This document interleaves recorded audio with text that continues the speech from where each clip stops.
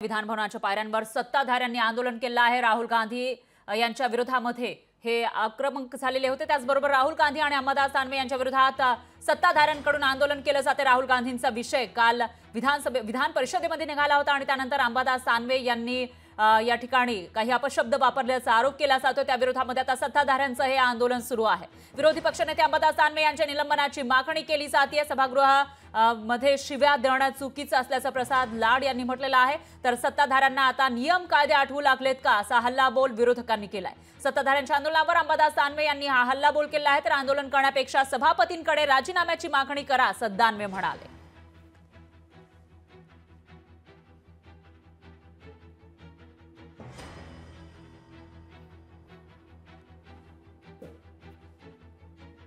काल विधान परिषदेमध्ये राडा झाला होता। एकीकडे